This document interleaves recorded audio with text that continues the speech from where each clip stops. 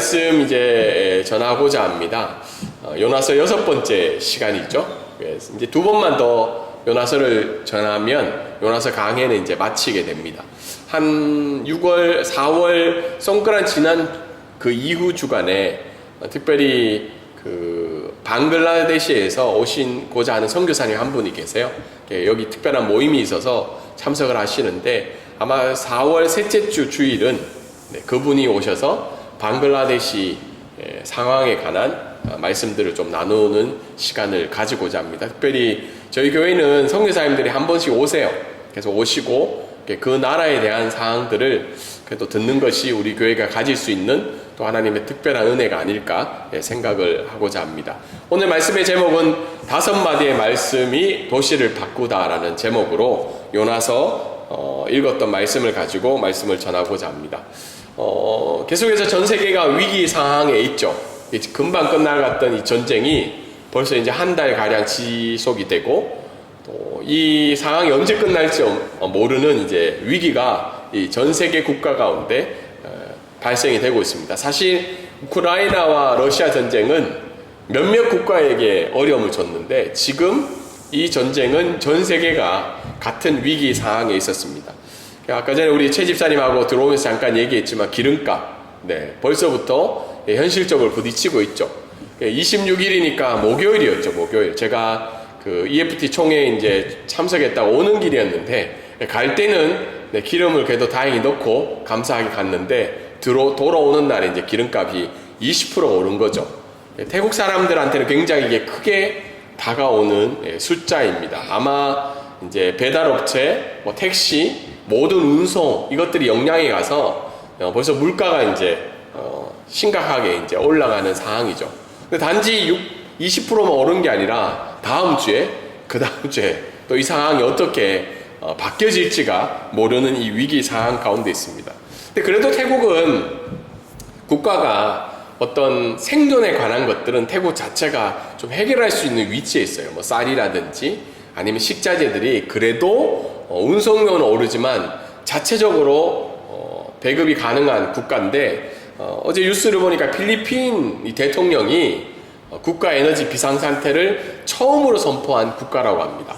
기름이 이제 한 40여일 정도만 사용할 수 있는 비축량이 있고 특별히 이 나라의 문제가 뭐냐면 쌀입니다. 쌀. 우리가 생각하기에 필리핀 정도면 어때요? 쌀을 자체적으로 수급할 수 있을 것 같잖아요. 뭐 이모작도 가능한 국가일 수 있는데 그 나라의 상황이 어떤지 몰라도 쌀이 98%가 수입이 된다고 해요. 그 쌀 수입된 쌀이 어떻게 돼요? 전국으로 배송이 되어야 되는데 지금 이 문제가 이 나라 가운데 위기로 찾아오고 있다고 합니다. 그래서 국가적으로 에너지 비상상태를 선포를 하고 이 문제를 국가가 어떻게 해결할 건가. 한 달이 지나면 필리핀은 굉장한 위기 가운데 있다고 이야기를 하고 있습니다. 그럼 전 세계가 위기적인 상황 속에서 과연 우리는 무엇을 해야 되는가? 우리에게도 위기로 다가오고 있고 특별히 이번 주는 고난 주간이죠. 예수님이 마지막 생애를 보내시고 또 마지막 금요일 밤을 보내시고 십자가에 달려나가는 이 주간에 이런 위기 속에서 이런 어려움이 있는 상황 속에서 우리는 과연 무엇을 해야 되는가가 기독교인으로서 당연히 가져야 되는 부담감 중에 하나이죠.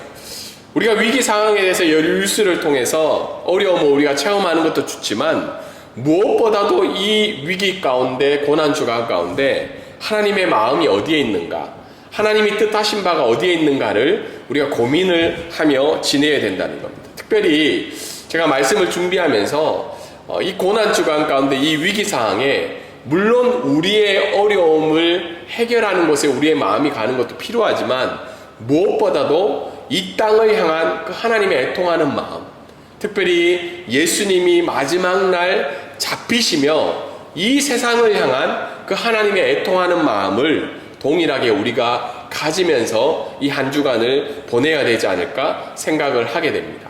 그런 의미에서 요나서는 위기의 시대에 무엇을 해야 되는지 보여주고 있죠. 특별히 요나서에 나타난 위기는 뭐죠? 니느웨의 위기죠. 니느웨의 위기이고 나아가서는 그 니느웨의 위기를 바라보고 있는 이스라엘 백성들의 위기도 동일하게 포함되어져 있다는 거죠. 그런 의미에서 이 요나서를 오늘 말씀을 읽을 때 위기의 시대에 과연 우리는 무엇을 해야 되는지 오늘 말씀을 통해서 몇 가지를 살펴보고자 합니다. 우리 전체적인 주제의 말씀 한번 읽어볼까요? 자, 시작. 하나님은 단 5마디의 말씀을 통하여서도 돌이키는 자를 구원하시고 도시에 긍휼을 베푸십니다. 네. 하나님은 단 5마디의 말씀을 통해서도 돌이키는 자를 구원하시고 한 도시의 긍휼을 베풀어 주실 수 있다는 겁니다. 읽었던 5절과 10절 말씀에 보면 5절에 보면 어떤 말씀이 나오나요? 네. 금식을 선포하고 회개하는 니느웨의 백성이 나오고 있죠. 4절에 보면 요나가 가서 하나님의 말씀을 전하죠. 5마디의 말씀. 그러자 오늘 니느웨 백성이 어떻게 보이고 있나요? 즉각적인 반응을 보이고 있어요. 사실은 자기들이 보기에 약해 보이는 국가에서 온 자기들이 모르는 어떤 신을 섬기는 사람이 와서 5마디만 이야기한 거예요. 근데 그 말씀에 대해서 어떻게 반응하고 있나요? 즉각적으로 반응을 하고 있죠. 모든 니느웨 백성들이 어떻게 해요? 하나님을 믿고 금식을 선포하고 있어요. 이 말은 필리핀 대통령이 지금 어떻게 해요? 국가의 에너지 전쟁을 선포한 것처럼 동일하게 즉각적으로 반응을 보이며 모든 사람들이 지금 회개를 하고 있는 장면이 나오고 있습니다.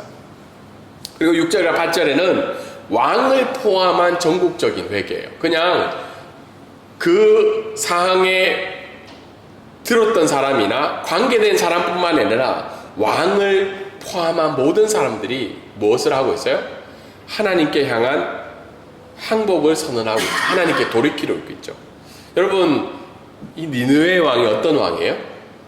지금으로 이야기하면 미국 대통령과 준하는 그런 파워를 가진 왕이었죠. 그 당시에 세계를 제패했던 왕이죠.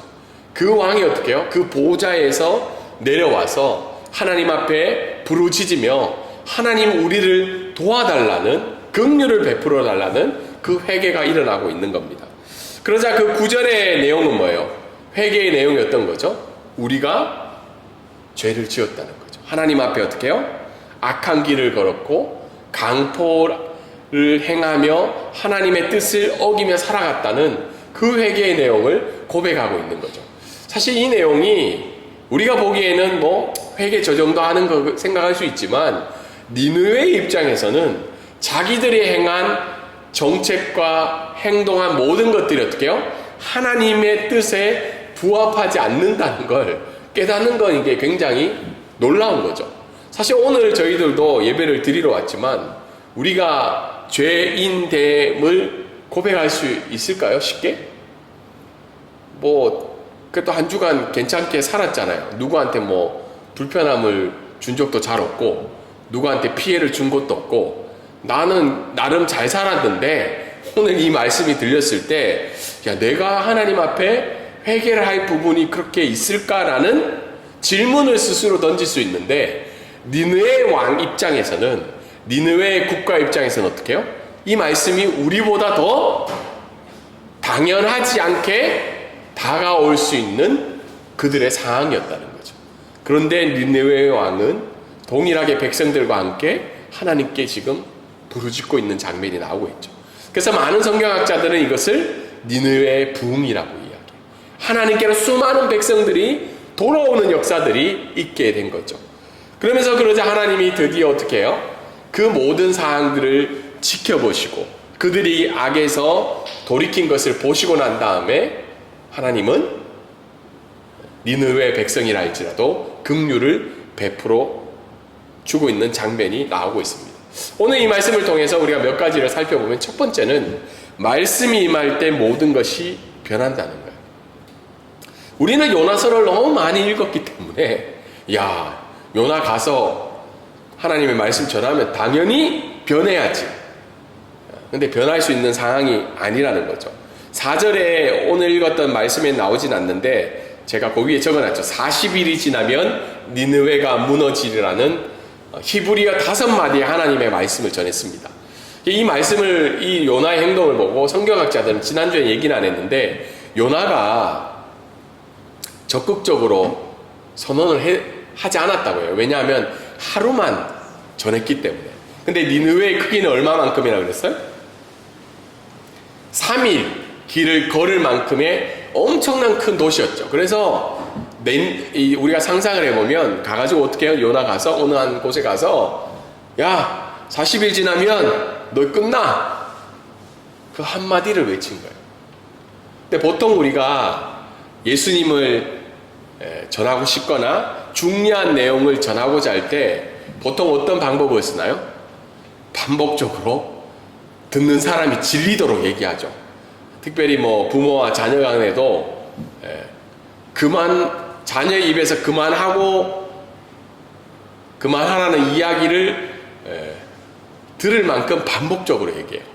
그리고 우리가 주변에 복음을 전할 때도, 예수님의 이야기를 들을 때도 상대방이 우리가 무슨 의도로 왔다는 것을 알 만큼 반복적으로 기도하고 전합니다. 근데 요나는 어때요? 그런 모습이 나와 있나요? 요나의 마음에는 4장에 가면 나옵니다. 왜 그가 하루만 전했는지, 왜 5마디만 이야기했는지. 근데 요나의 이런 행동과 관계없이 니느웨의 모든 사람들은 하나님께로 돌이키는 역사가 있다는 겁니다. 그것이 어디에 있었을까요? 요나의 어떤 순종과 태도 때문이었을까요? 오늘 성경은 그것은 하나님의 말씀의 능력이라는 거죠. 5마디의 말씀. 근데 오늘날 우리가 살아갈 때 종종 잊고 사는 것이 바로 하나님의 말씀의 능력이라는 거예요. 능력. 우리 주변에는 니느웨 사람들처럼 하나님께로 돌이켜야 되는 사람들이 있는데, 근데 이 부활주간, 고난주간에 우리가 해야 될 것은, 우리 다음 주에 저희 교회는 삶은 계란 없어요. 네, 삶은 계란 주지 않습니다. 네, 뭐 언젠가는 할 수도 있겠지만 아직까지는 하지 않고 있어요. 삶을 계란을 주는 날이 아니고 5마디의 말씀이지만 그 하나님의 말씀에 근거한 복음을 전해야 된다. 또한 동일하게 우리의 삶들 가운데 가장 필요한 것은 이 5마디라 할지라도 하나님의 말씀이 우리의 삶 가운데 경험되어지고 고백되어진다는 거예요. 저도 이렇게 계획적인 삶을 살아가는 게 좀 편한 사람이에요. 그래서 정보를 모으고 때로는 유튜브 뉴스를 보고 돌아가는 상황을 보고 계획을 하고 준비를 하는데, 기름값 6밭이 오를 줄은 아무도 몰랐죠. 태국 정부가 어떤 내용만 얘기했어요. 우리가 기름이 많다, 걱정하지 마라, 우리가 잘 돌보고 있다라고 계속 얘기했거든요. 총리가. 지금 총리가 엄청 공격을 받고 있습니다. 이 사건 때문에. 우리의 마음이 어떻게요? 그 총리나 우리가 생각하는 그 준비하는 계획에는 우리의 삶이 변화되고 빨라지는데, 오히려 우리는 그 하나님의 말씀에 사로잡혀 그 안에서 변화되는 일들은 점점 줄어가고 있다는 거예요. 여러분의 삶을 변화시키고 여러분의 삶에 안정을 주는 것들이 이 5마디의 하나님의 말씀인가요? 그렇지 않을 때가 많다는 거예요. 저도 이 말씀을 준비하며 지금 나에게 내 삶을 변화시키고 내 삶에 가장 확실성을 주는 것이 무엇인가, 그것이 하나님의 말씀인가라는, 우리는 부정하지는 않아요. 그렇지만 한편 마음에는 믿지 않는 마음도 우리 가운데 있다는 겁니다. 두 번째, 오늘 말씀을 통해서 알 수 있는 것은 진정한 회개는 전 존재의 방향 전환이다. 지난주와 비슷한 내용이죠. 1장에 보면 하나님의 그 말씀이 임했을 때 이방인 선원들이 즉각적으로 하나님께 부르짖었죠. 그런데 누구는 자고 있었어요? 요나는 자고 있었죠. 3장의 이방인 니느웨 도시 전체가 하나님께로 즉각적으로 돌이켰어요. 악한 길에서 전적으로 삶의 방향이 전환이 된 겁니다. 그리고 백성들도 회개하였고 9절과 10절에 나온 것처럼 악한 길과 강포에서 어떻게 해요? 떠났다고 성경은 이야기를 하고 있죠. 그리고 6절에 보면 왕조차도 뭐에서 내려왔어요? 자신의 보좌에서 내려왔다는 거예요. 여러분 혹시 우리가 보좌에 앉아본 적 없죠? 네, 한번 안고 싶기도 한데 왜 너는 왕의 삶을 살고 우리는 평민의 삶을 살나, 이런 부러울 때도 있잖아요. 가끔 태국 왕 우리가 그렇게 좋아하지 않을 때도 있지만, 그 지하철, 얼마 전에 뉴스를 보니까 태국 왕 10대 왕이 지하철을 탔어요. 의자에 앉잖아요. 그 칸에 그 신하들하고 이렇게 관료들하고 많은 사람이 앉았는데 어떻게 앉아 있는 줄 알아요? 지하철에 같이 앉아 있을까요? 바닥에 똑같이 이렇게 그 모든 사람들이. 저는 그 왕국에서 그런 건 이해가 되잖아요. 왕이니까. 그런데 지하철에서까지 저렇게까지 한다고? 깜짝 놀라는 거예요. 야, 이건 진짜 생상도 못할 보좌구나. 그 권위가. 그 보좌는 어때요? 그 왕을 지탱해주고 그 권위를 유지해주고 그 삶을 이끌어가는 최고의 보좌죠. 근데 그 보좌에서 왕이 어떻게 해요? 내려온 겁니다. 그 내려왔다는 건 뭐예요? 하나님 당신만이 진정한 우리의 왕이라는 걸 고백하는 장면이죠. 동일하게 고난 주간에 우리가 생각해야 될 게 뭐냐면, 우리가 내려놓고 우리가 내려와야 하는 우리의 보좌가 무엇인가를 고민해 봐야 돼요. 제가 볼 때는 저와 여러분은 하나님을 부정하면서, 주중에는 하나님을 부정하며 살아가는 사람은 거의 없다고 생각이 들어요. 그래도 주일이 되면 시간을 구별해서 하나님께 나오고 늘 시간마다 하나님 앞에 정기적인 기도를 드리며 하나님 뜻에 맞춰서 살려고 애쓰는 사람들이 대부분이라고 믿고 싶습니다. 그런데 우리 안에 내려놓지 못한 보좌들이 있다는 거예요. 이것만은 하나님 앞에 내려놓기가 힘든 거예요. 우리의 보좌. 많은 사람들은 그런 거죠. 한국에 있으면 지금은 주식이죠.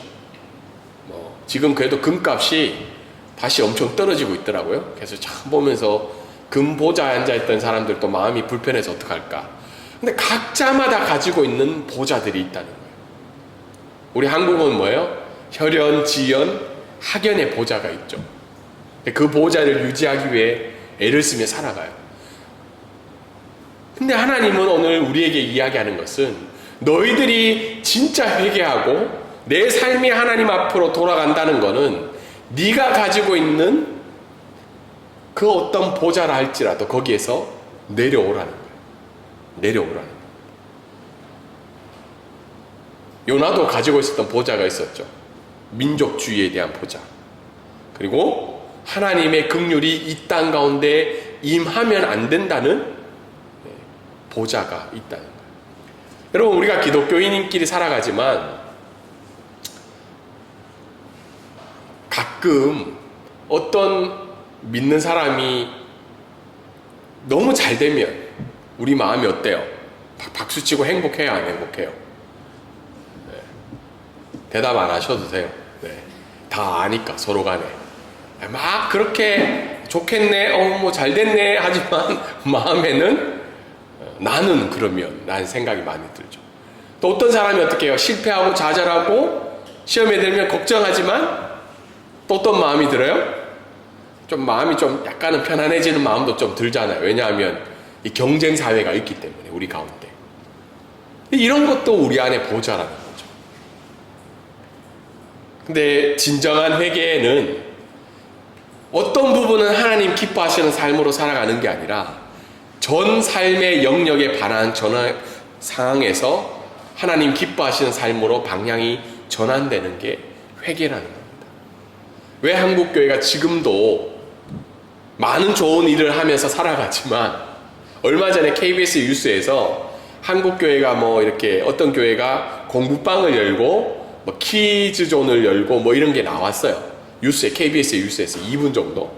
그러니까 댓글에 막 기독교인이 엄청 많이 달았어요. 그거 봐라, 교회는 잘못만 하는 곳이 아니다. 교회도 이렇게 좋은 일을 한다. 뭐 오만 댓글이 다 달렸어요. 그리고 이런 방송 많이 해주세요. 네, 제가 그거 보면서 왜 사회가 기독교를 향해서 불편한 마음이 있냐면, 어떤 영역은 하나님 기뻐하시는 삶을 살지만 어떤 기독교의 보좌 중에서는 아직 하나님께로 돌이키지 않는 부분이 있기 때문에 이런 반응들이 나오지 않을까 생각하게 됩니다.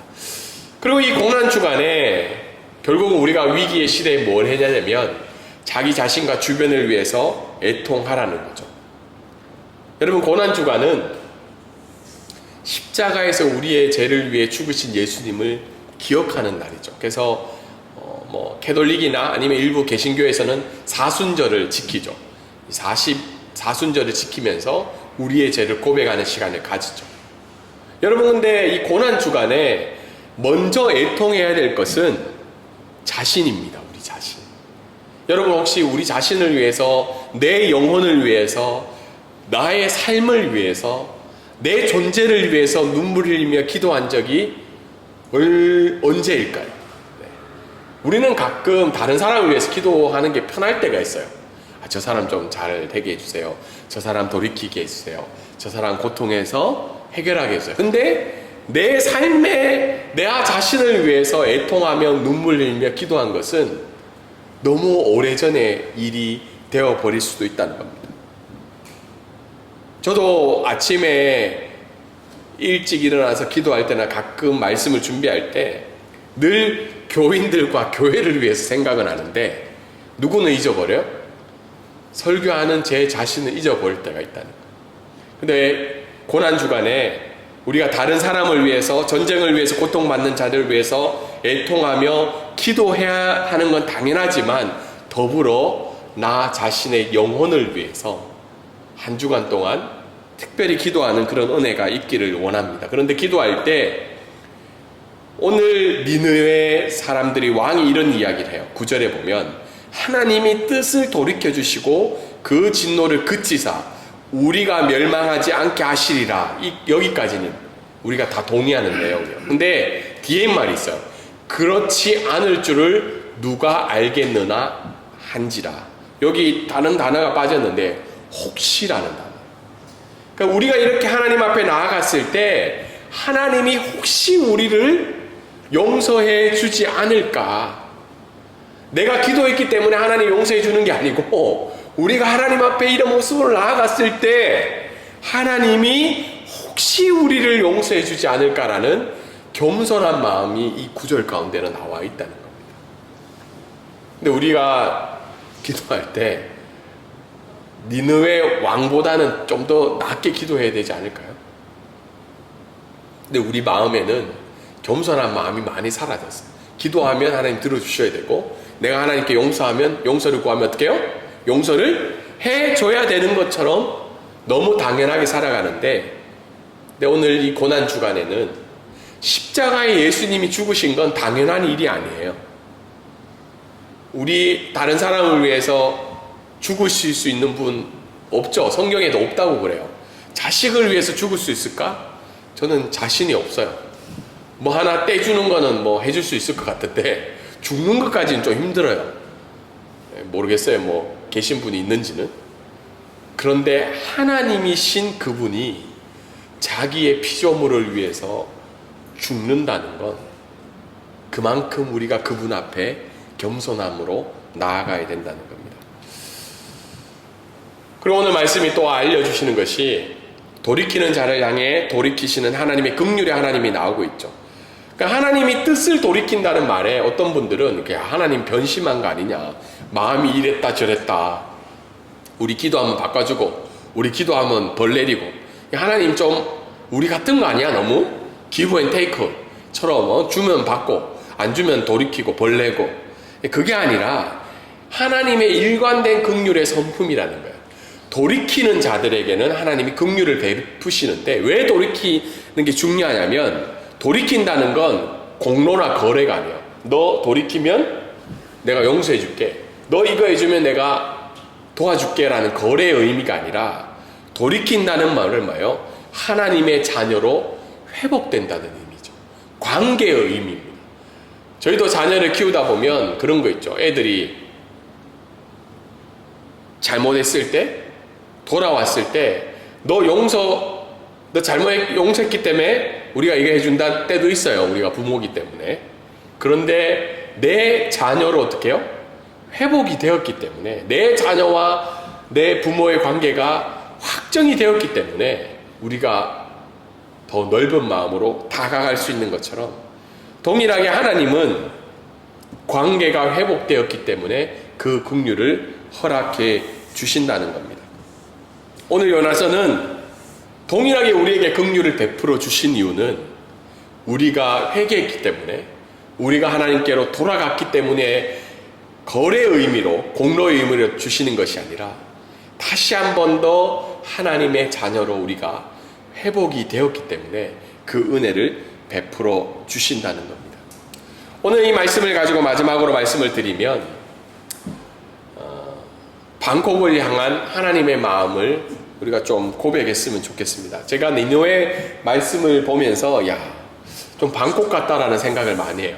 대도시고 모든 것이 부족함이 없어 보이고, 선교사님들이 태국 방콕을 방문할 때가 많아요. 비행기가 거쳐가거나 아니면 쉬러 올 때가 있어요. 뭘 사러 올 때나. 아프리카에 있는 선교사님이 한번 오신 적이 있는데, 그분이 저를 찾아온 적이 있었어요. 이 태국적인 선교 상황을 듣기 위해서. 그분이랑 이야기를 나누고 그분을 모시고 홈프로를 간 적이 있어요. 홈프로. 그러니까 홈프로에 어때요? 오만 전자기기가 어떻게 쫙 있으면서 부족함이 없어 보이잖아요. 사실은 한국의 이마트 가도 그렇게 전자제품을 화려하게 디스플레이에 많이 해놓은 것 같진 않아요. 있긴 한데, 그 전자제품만 파는 데가 어디 있죠? 하이마트인가요? 그 전자제품만 파는데 저도 기억이 잘 안 나네. 네, 아무튼 그거 보면서 너무 부럽다는 거예요. 저보고. 왜 뭐가 부러워요? 그러니까 일단 이걸 보는 것 자체가 너무 행복하대요. 살 수는 없지만 모든 게 이렇게 갖춰져 있다는 게. 그만큼 이 방콕은 선교가 필요한 도시일까라는 생각을 많이 하는 곳이기도 합니다. 모르겠어요. 우리 앉아 계셔 예배 드리는 분들이 방콕에 계신 선교사님들 볼 때 좀 긍휼한 마음이 드세요? 우리 선교사님 고생이 많으시다. 이 땅에서 뭘 어떻게 해야 돼? 아니고 선교사님 너무 편하게 사는 거 아니야? 여기에 뭐 선교가 필요하지?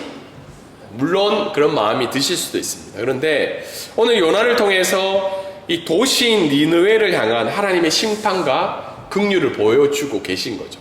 그래서 중요한 것은 선교지는 우리 눈에 보이기에 약해 보이고 부족해 보이는 것이 아니라 하나님 마음이 어디에 있는가가 중요하다는 것이 선교지이죠. 그래서 방콕을 향한 하나님의 마음으로 우리가 기도하며 좀 살아갔으면 좋겠어요. 특별히 이 땅에 니느웨만큼 죄악이 많은 도시죠. 사람들이 살아가는 모습도 그렇고 하나님을 떠나 있는 마음도 많고 마약과 매춘과, 저는 계속 몇 주 전 1월 달에 오신 그 선교사님 기억나시는가요?